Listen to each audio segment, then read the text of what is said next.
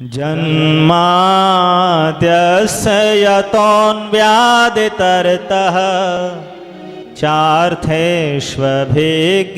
स्वराट् तेने ब्रह्महृदाय आदिकवये मुह्यन्ति यतसूरयः तेजो वारिमृदां यथा विनिमयो यत्र त्रिसर्गो मृषा धाम्ना स्वेन सदा निरस्तकुहकं सत्यं परं धीमहि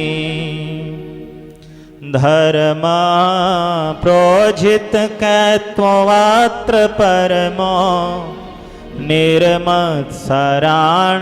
सतां वेद्यं वास्तवमत्र वस्तु शिवदं तापत्रयोन्मूलनम् श्रीमद् भागवते महामुनिकृते किं वा परैरीश्वरः सद्यो हृदयवरुध्यते अत्र कृतिभिः शुश्रूषुभिस्तत्क्षणात्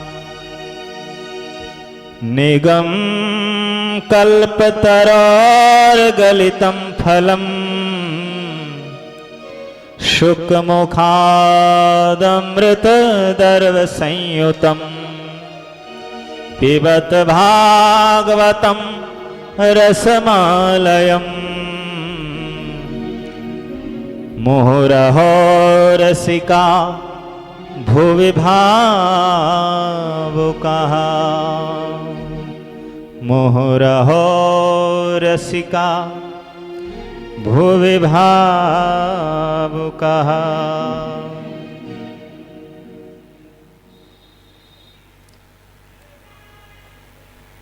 महर्षि वेदव्यास जी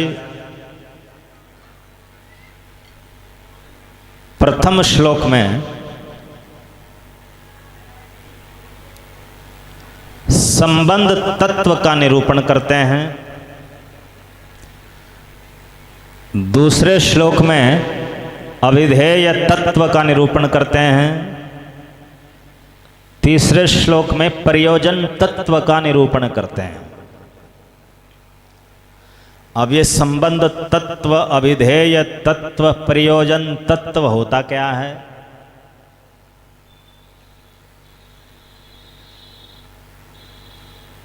विश्वगुरु श्रील जीव गोस्वामी पाद जी कहते हैं, जो कि श्रीमद् भागवत महापुराण के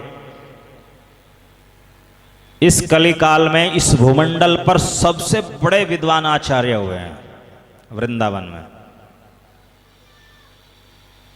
तो वो कहते हैं अपने भागवत संदर्भ ग्रंथ में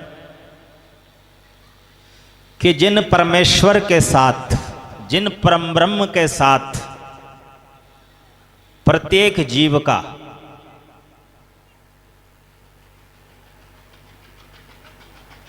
इस जगत का, भौतिक जगत का, नश्वर मायामय जगत का और आध्यात्मिक जगत का, स्वरूप शक्तिमय जगत का, अंतरंगा शक्तिमय जगत का नित्य एवं अविच्छेद्य संबंध हो, उस परमेश्वर को संबंध तत्व कहते हैं। यानी जिन परमेश्वर परम ब्रह्म का समस्त जीवात्माओं के साथ, भौतिक जगत के साथ, आध्यात्मिक जगत के साथ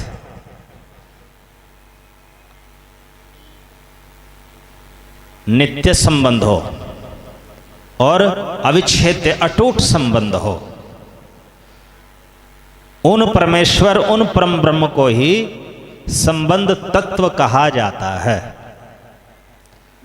अर्थात चाहे कोई परमेश्वर कह लो या परम ब्रह्म कह लो या स्वयं भगवान परम भगवान कह लो या संबंध तत्व कह लो, एक ही बात है, ये पर्यायवाची है।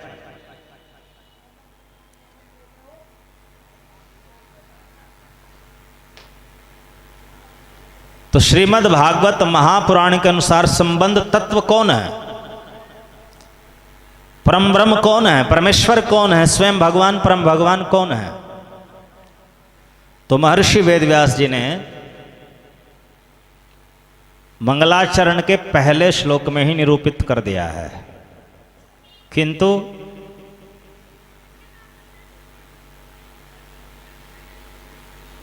प्रत्यक्ष रूप में नहीं, अप्रत्यक्ष रूप में।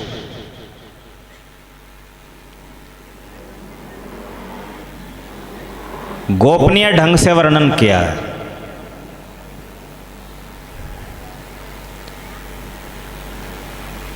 और दूसरे श्लोक में मंगलाचरण में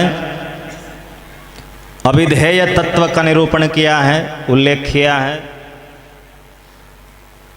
अब ये अविधेय तत्व क्या होता है? जिस उपाय के द्वारा, जिस साधन के द्वारा अथवा जिस माध्यम के द्वारा संबंध तत्व की प्राप्ति होती हो, उस उपाय को, उस साधन को, उस माध्यम को अविधेय तत्व कहते हैं। अर्थात उस परम ब्रह्म परमेश्वर परम भगवान की प्राप्ति का जो सर्वश्रेष्ठ उपाय है वो क्या है, वो दूसरे श्लोक में अप्रत्यक्ष रूप से बताया।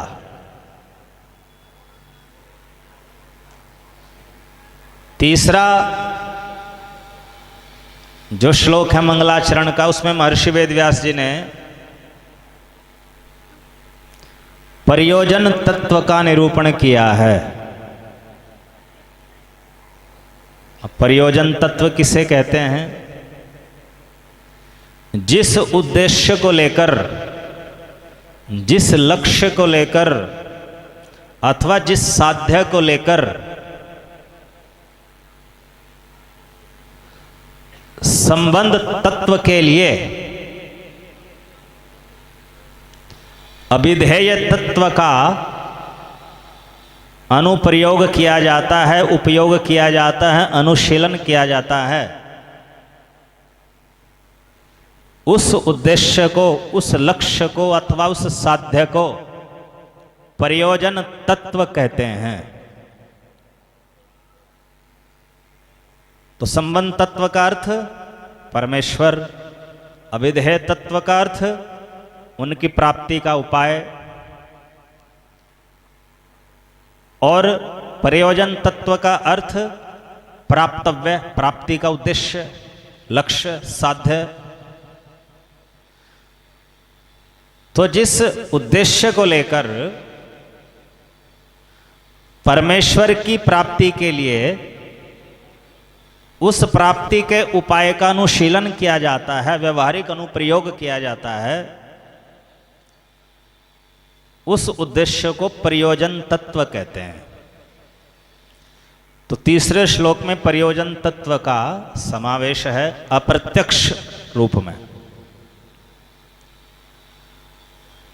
अर्थात पहले श्लोक में परमेश्वर का परिचय है, दूसरे श्लोक में परमेश्वर की प्राप्ति के उपाय का परिचय है, और तीसरे श्लोक में परमेश्वर की प्राप्ति के उद्देश्य का परिचय है। परमेश्वर की प्राप्ति का क्या उद्देश्य है, क्यों करना चाहते हैं परमेश्वर को प्राप्त, उस उद्देश्य का निरूपण तीसरे श्लोक में हुआ है।